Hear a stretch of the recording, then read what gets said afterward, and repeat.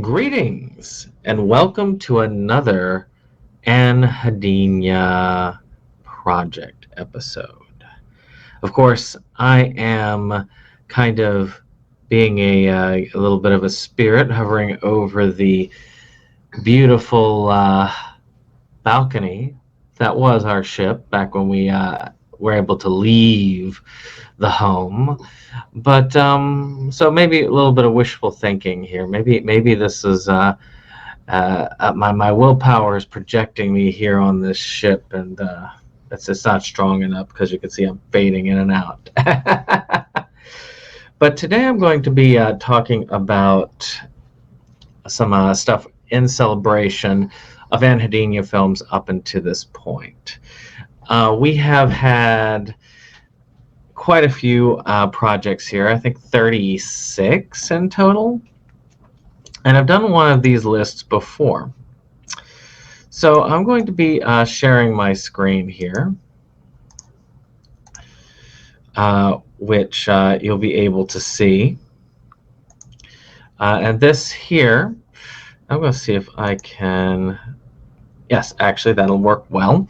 I'll put myself in the bottom corner here, where you can see out of my tier maker list, I have a number of these tiers to rank the films. So normally, I don't need this one.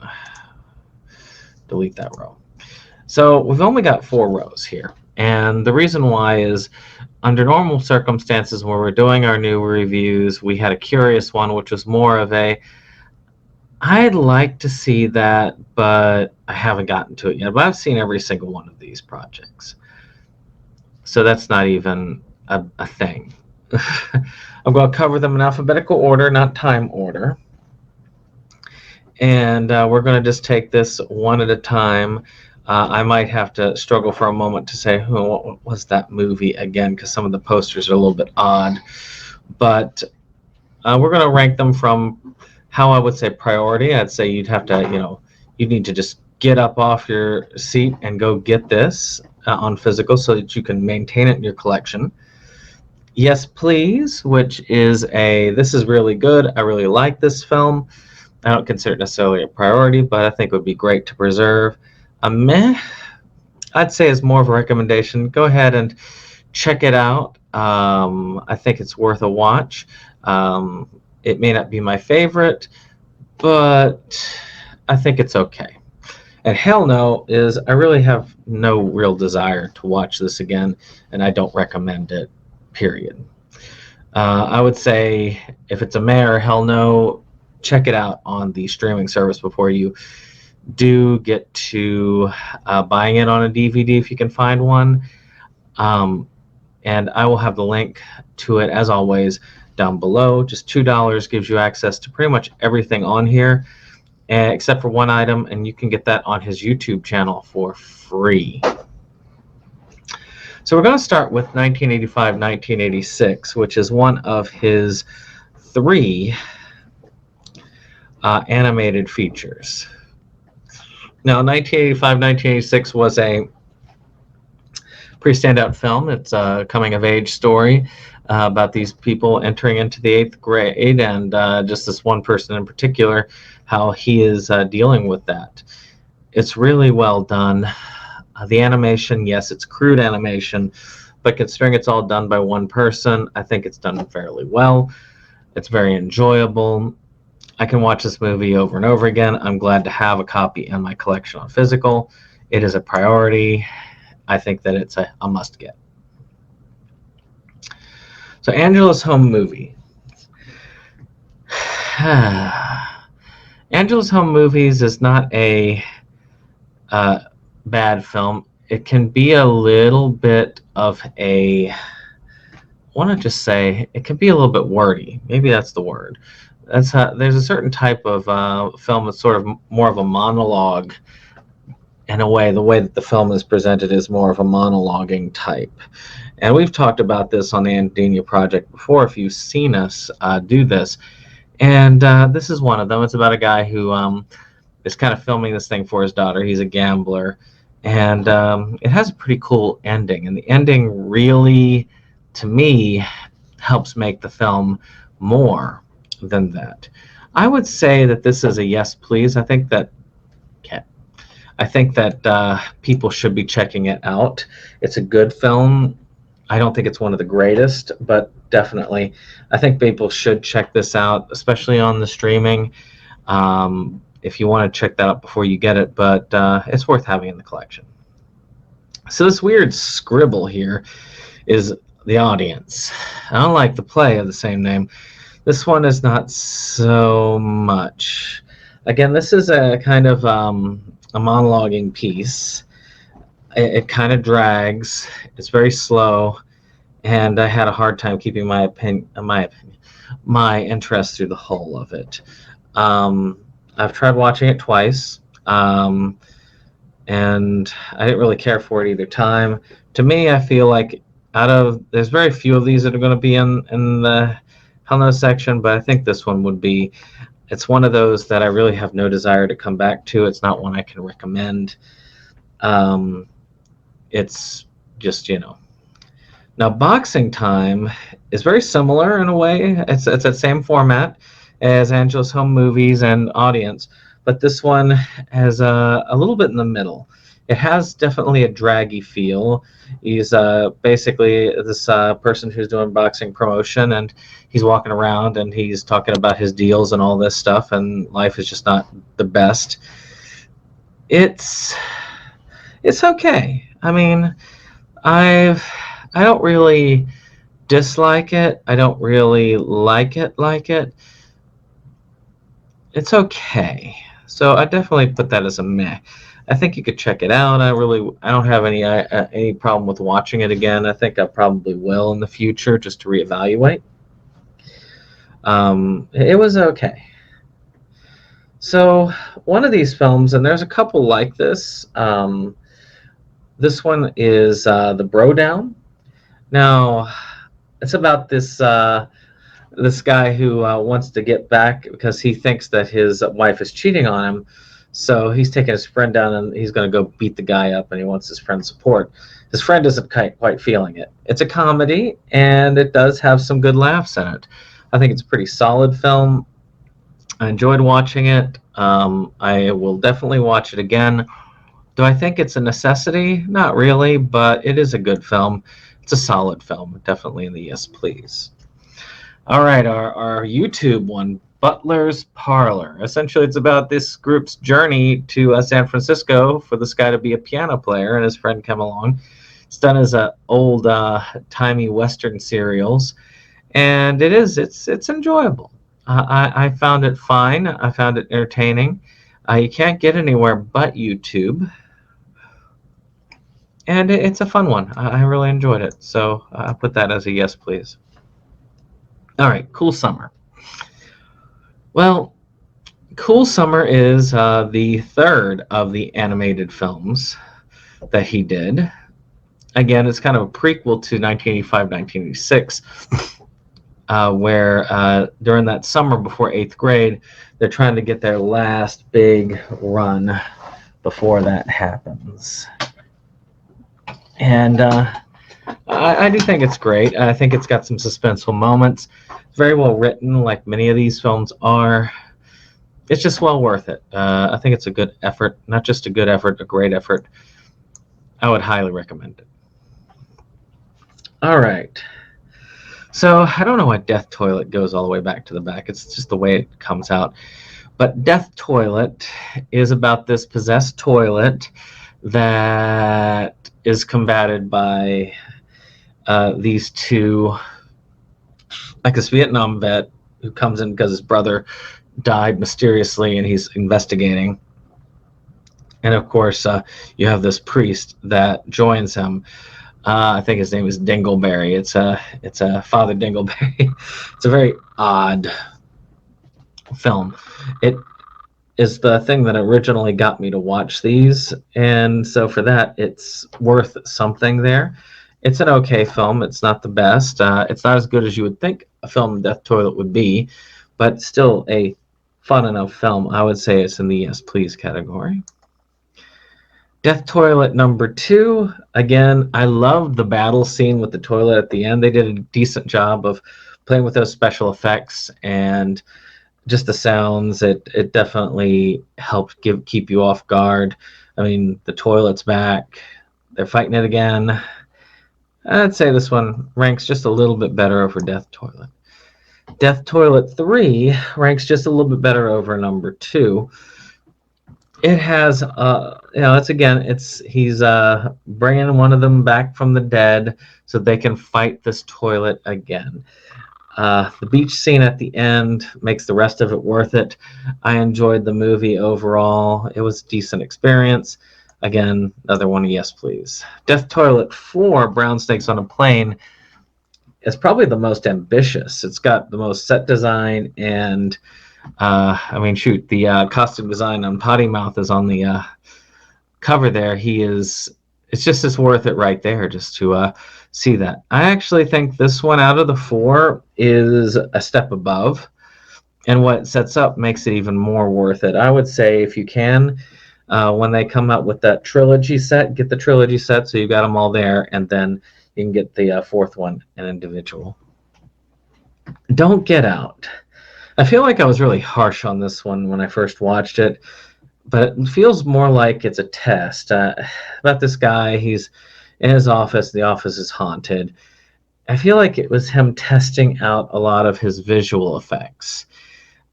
I feel like it was more of a test for later movies than it really was a stand on its own. I didn't really like it that much, but I think it does deserve another shot, so I'll give it in the meh category. So DV. DV is about this killer who is kind of recording his thoughts and feelings on this digital video camera, which, DV, digital video. And you get to see it from the beginning to where he meets his end. And it sets up this tale of horror. You can get the first 3 on the 3-pack, which I would say is worth getting. It really is between a meh and a yes, please, because it does drag quite a bit. It's in that monologuing genre, but it also does a lot of good setup, and it has some slightly creepy moments. I'll put that on the yes, please, but just barely. So DV2, another person, he ends up getting hold of the camera and he starts getting more thoughts about killing and being basically evil. And this is genuinely creepy. The acting in this is amazing. I think this is the scariest of the 5 films in the DV series. Really is scary.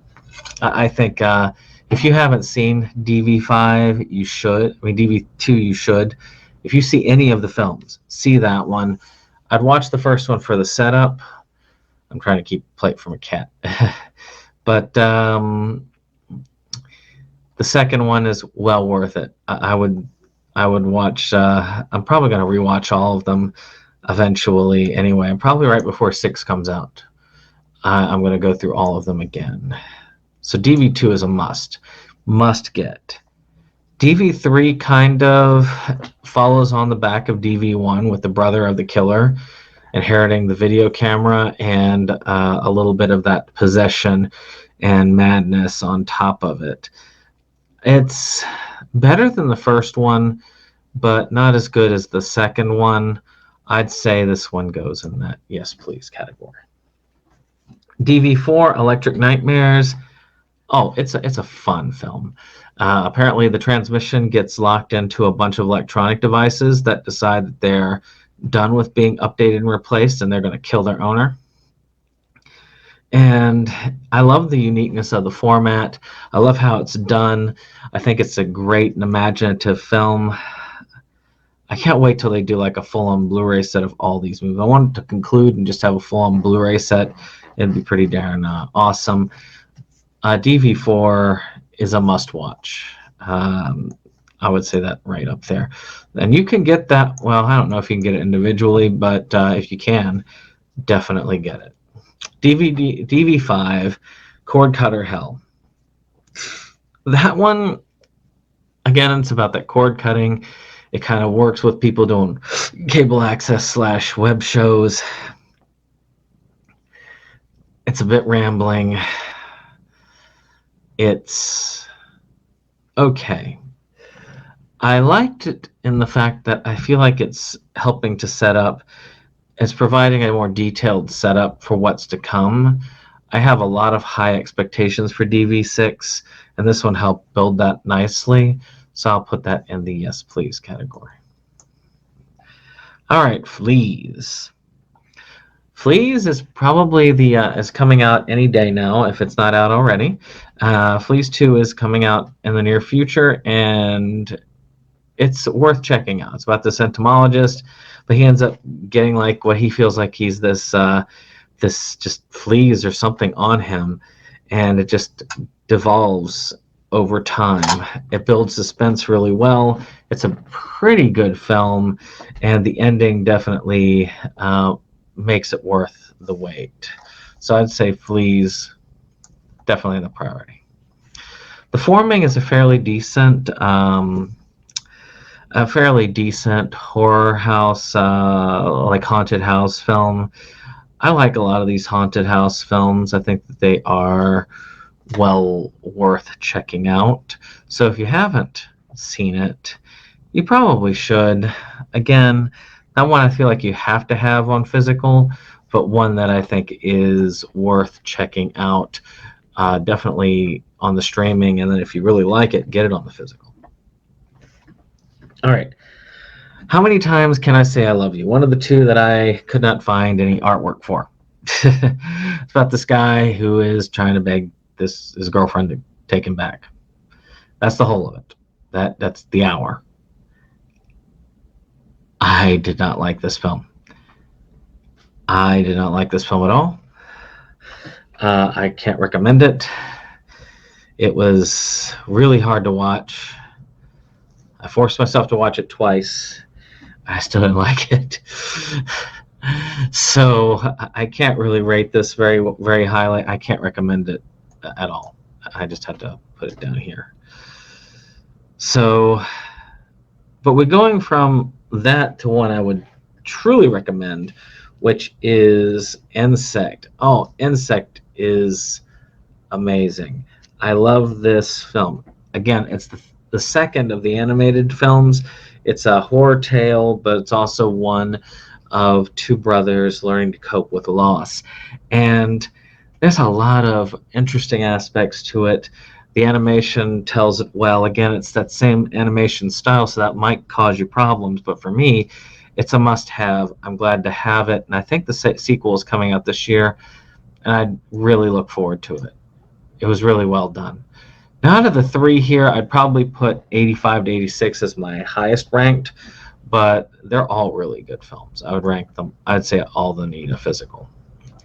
Orange County Hardcore Scenester is a really good documentary about the punk scene in Orange County back in the, I think late 80s, early 90s.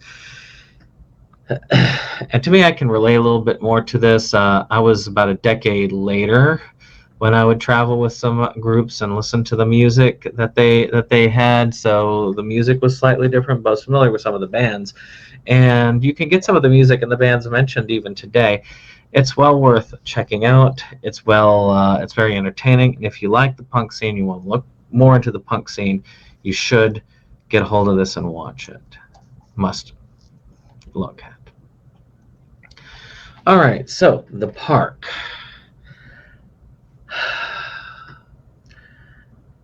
Disappointing is the best word I can think of for The Park, because it really starts where you got this kind of paranoia where they pick up this drive, like, one of these drivers that's embedded in the wall, and they kind of accessed it, which is not a good idea, by the way.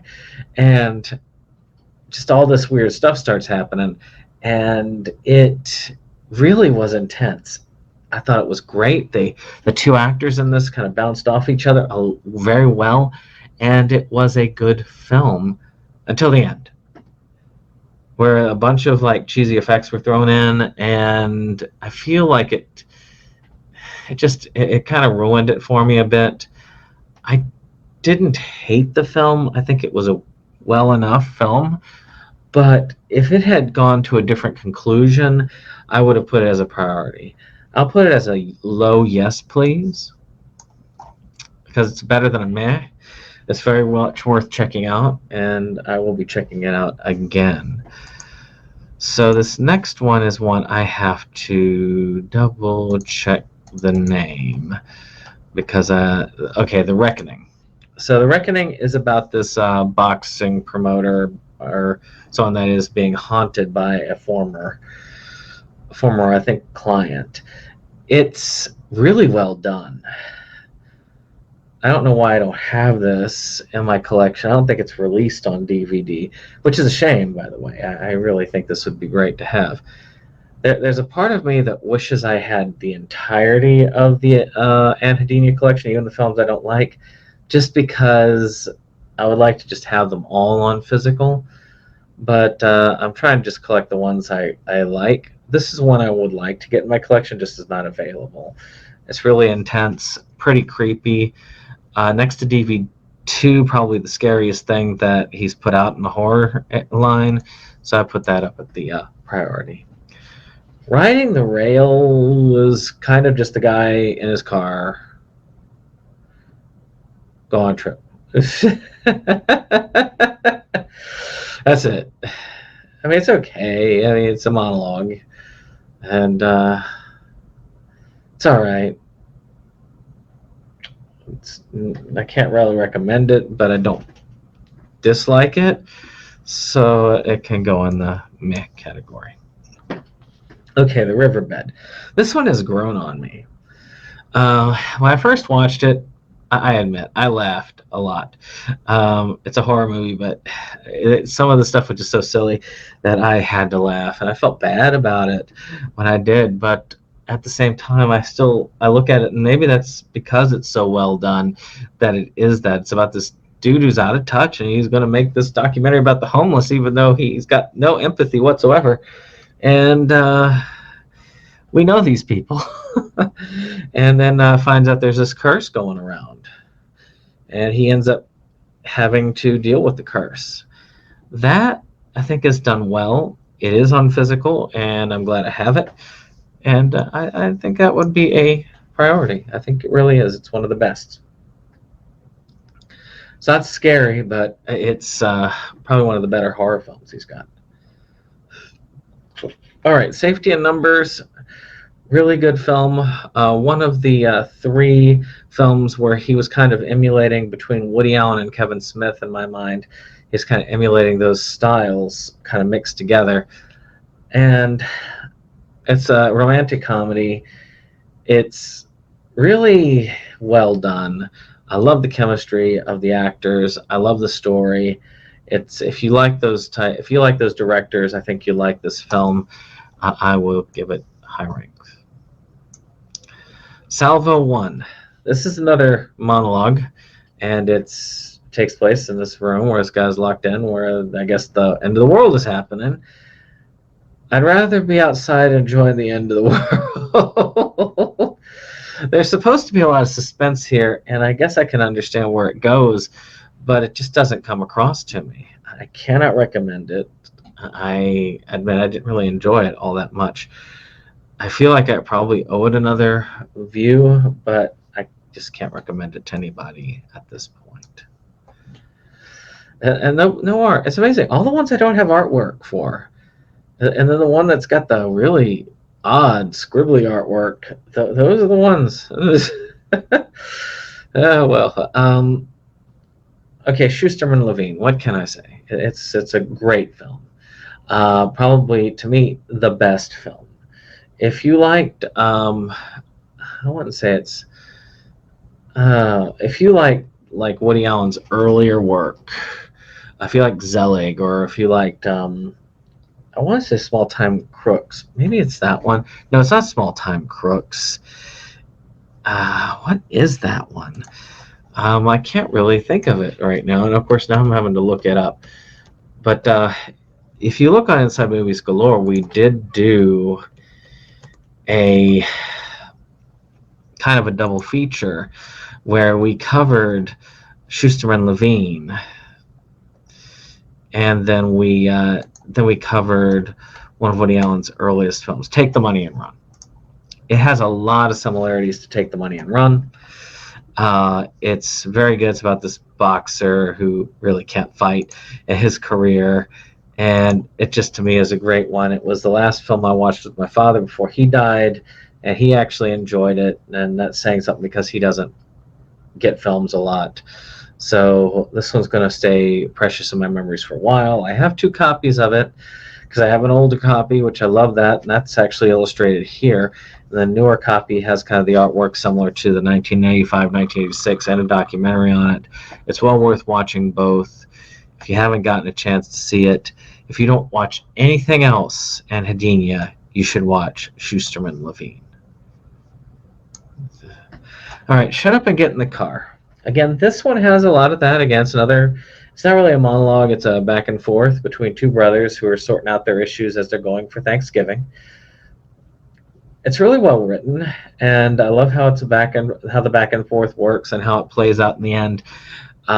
It's a bit slow at times, and it can be frustrating, but it's, like I said, it's not a bad film. It's fairly good in many ways, and I do love how it ends at the very last part. I could have gone elsewhere, and I could have said meh, but I'm going to give it a yes, please. All right. Tim, okay, let me get this full name here. It is Tim Cohen's Amazing Adventures in Cardboard Box Time Travel. This one is almost a monologuing film. It's mostly monologuing about this guy who's talking about how he's discovered time travel through cardboard boxes and how he keeps going back to the JFK assassination, and he hopes to prevent it. And you spend the whole movie not knowing 100%. It kind of reminds me a little bit of K-Pax, but I don't have to worry about Kevin Spacey in this. So, because you have that thought of, is it real or is this all in this guy's head? And you do find out at the end whether it is real or not. So it's a little different K-Pax in that aspect. But I'm not going to spoil it for you, but it is well worth checking out. It is one of the best films in his, it's one of the best monologuing films that he has. And I will put this at the priority. Tim Cohen 2, meh. I mean, it's a very disappointing follow-up from the first one. It has a funny beginning, and I mean, you got the one guy, and he's getting into the cardboard box. He's just got this little box that he's put both feet in. But a lot of it's just them talking and planning out something that's not happening. I'm hoping that the third movie will at least be kind of better than 2, but maybe worse than 1. I mean, hopefully it'll be up in here. But yeah, I could not get behind this one as much. But it's worth watching as far as continuing the story. All right, Walking Between Raindrops. No, sorry. The Toll Collector. The Toll Collector is probably the lowest of the 3 of these first films. Again, another one of these these comedies, romance type films. To me, it's not quite as entertaining as the other 2, but it does hold some decent aspects to it. It's a good film. It's a solid film. It's just not a great film. I'll put this under the yes, please. Walking Between Raindrops is almost a masterpiece in many ways. The sound quality is rough. I did not see the remake. I have it. I still need to watch it. I can say that for a lot of films in my collection. But I would like to see like a remastering of the soundtrack on it, because soundtrack is excellent, but it's just the sound quality is just not that good. So I'd love to see kind of a remastering of it to fix a lot of those issues.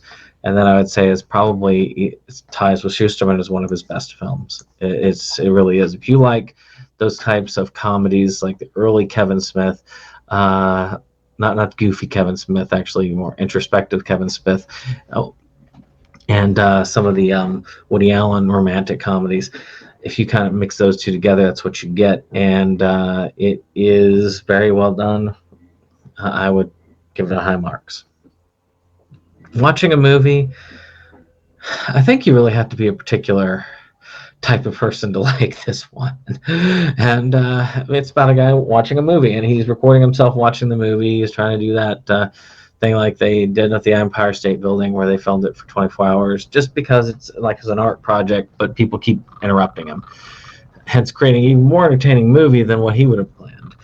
It's quite fun. Sort of like watching the play the audience, not this film audience, where it focuses on the audience watching the film as opposed to the film. It's a good film, pretty solid film. Not the best film, but I really enjoyed it. So I'll put the yes, please. Okay, water damage.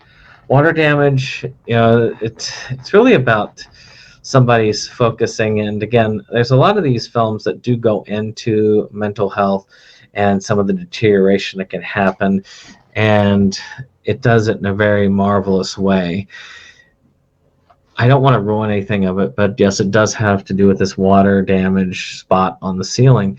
And it comes across very cool, very creepy. If you haven't checked it out, you probably should, because it's well worth checking out. I don't think it's in the best wheelhouse, but it's definitely in the yes, please range. So if you look over here, I mean, out of 36 titles, the vast majority are in definite recommends, and only one less than that, and I'm saying it's a must-see. So they easily outweigh those that I go, maybe I need to check it out again, and no, I don't want to ever watch it again. Only 3 films, and like I say, it's kind of weird how it's no poster art, and what? So it kind of works in that. So this is my current ranking. Over time, as it's changed, and what I recommend for inside movies, well, not inside movies, for those trying to get into Anhedenia.